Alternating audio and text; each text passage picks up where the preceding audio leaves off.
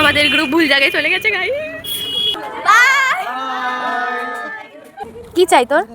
ওর কাছে ভাই আমার বেরিয়ে গেছে লক্ষণে। ও বেরিয়ে গেছিল তো, আমি ক্লিপই নিইনি। দাঁড়া। সো গাইস আমি রেডি এন্ড আজকের ব্লগটা একটু ইন্টারেস্টিং হবে। সকাল সকাল আমি বেরিয়ে পড়েছিলাম একটা সমিতির মিছিলের জন্য। না না মিছিল না, আসলে ওটা একটু মজা করলাম। ওটা একটা আউটডোর ড্রয়িং স্টাডির জন্য আমি বেরিয়ে যাচ্ছিলাম। আমি হচ্ছে সেই ল্যাথখোর প্রাণী, যে ল্যাথখোর প্রাণী জানুয়ারির 10 তারিখের ব্লগ ফেব্রুয়ারির 1 তারিখে ছাড়ে। হ্যাঁ এতে চমকানোর কিছু নেই, আমি সেই প্রাণী। বেশ রেলা মেরে হাঁটতে হাঁটতে গন্তব্যের দিকে এগিয়ে চলেছি। সকালটাকে সুন্দর দেখে নিজের বদসুরত মুখটাকেও সুন্দর করার চেষ্টা করলাম আমি, যদিও সেটা সম্ভব না।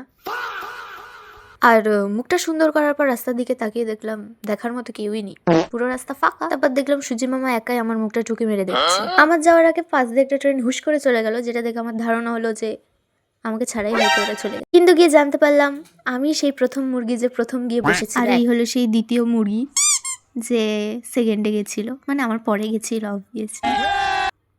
আর আমরা দুজন একটা মদনকে খুঁজছিলাম, যেই মদনটা পরে জানা গেছে যে আমারও আগে গিয়ে বসেছিল। ফাইনালি মদনটাকে খুঁজে পাওয়া গেছে। না না মদন বললে ভুল হবে, এটা আমাদের জাদু ধূপ।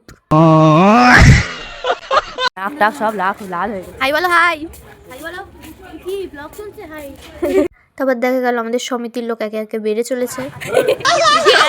এই যে চলে এসছে আমাদের সমিতির জন্য স্পেশাল ট্রেন, যাতে করে আমরা আউটডোর ড্রয়িং এ যাব। আচ্ছা। তারপর বেশি কথা না বলে টুকুস করে ট্রেনে উঠে বললাম, কিন্তু উঠে দেখলাম আমাকে মিথ্যে কথা বলা হয়েছে। আমাকে বলা হয়েছিল ট্রেন ফাঁকা থাকবে, কিন্তু ট্রেনে পা ফেলার জায়গা ছিল না, সত্যি জায়গা ছিল না।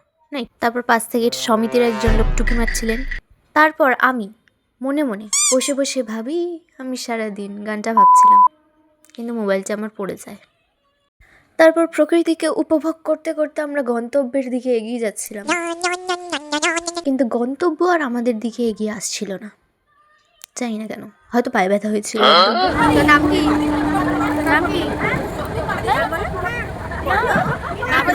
তারপর আমি একটা বাচ্চাকে খুঁজে পাই, যে বাচ্চাটার নাম আমি প্রথম শুনলাম। বাচ্চাটার নাম ছিল না, না মানে নাই ছিল। কিন্তু সবাই আমাকে পিছনে ফেলে দিয়ে আগে চলে যাওয়ার চেষ্টা করছিল।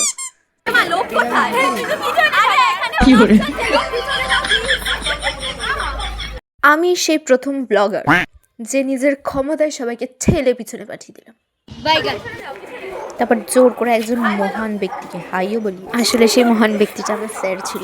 স্যার প্লিজ এই ভিডিওটাতে দেখো না।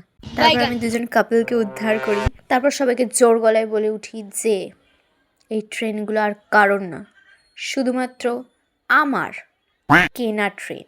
আমি জানি আমি অনেক বড় লোক। তারপর একটা দিদা আমাদের অ্যাডভাইস দিচ্ছিল যে এই চায়ের দোকানের চাটা ভালো না, ওই দোকানটা ভালো, যদিও সেটা কেউ শোনেনি। ওদের কথা শোনা উচিত গাইস। একটা বড় ভিড়কে ঠেলে সরিয়ে দিয়ে আমি নিজে চা অর্জন করে ফেলি।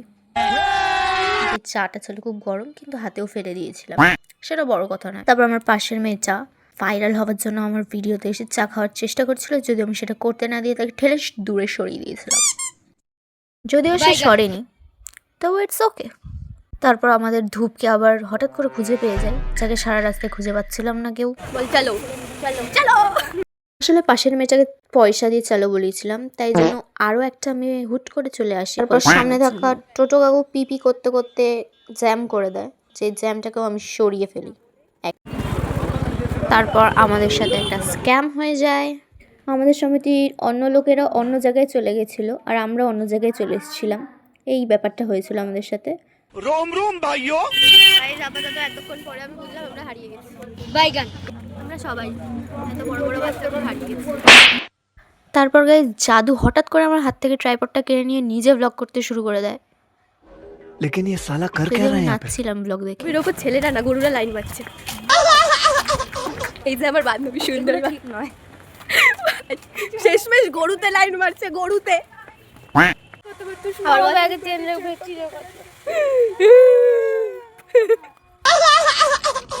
আমি ক্লিপই নিই। তারপর গাইজ এখানে সবাই কাজ করছিল, যার কারণে আমি নিজের ঘটে পড়া মুখটা না খুলে এগিয়ে চলে যাই।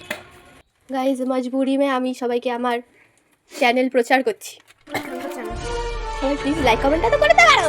গাইজ এই জায়গায় নারুটোর প্রতিমা বানানো হয়, যাদের দরকার তারা অর্ডার দিতে পারো, নাম্বার আমি পাঠিয়ে দেবো। যদিও আমার এই মহান মানুষটাকে দেখে হাসি পেয়ে যায়, তবুও আমি হাসিনি। কি চাই তোর? ওর কাছে ভাই আমার বেরিয়ে গেছিল। গাইজ তারপর আমার ট্রাইপডটা একজন চুরি করে নিয়েছিল, ফোন সমেত। जरा सबर करो। চোরটা আমাদেরই ভিডিও করছিল। তারপর একে একে সবাইকে পয়সা দিয়ে হাই বলানোর চেষ্টা করানো হয়।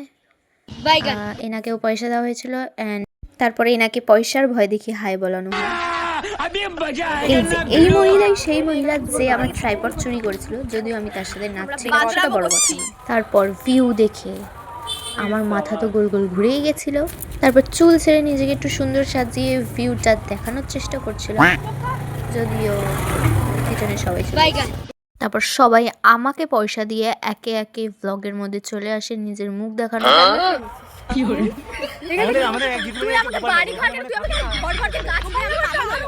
তারপর ভিউ দেখে আমি আমার পাগলামো শুরু করে দিই। তারপর গাছের পিছন থেকে হিরোইন সেজে টুকটুকি মারার চেষ্টা করি। তারপর নিজের আসল স্থানে কাজ করতে বসে পড়ি। কাজটা ছিল আমার দারুণ, আমি জানি।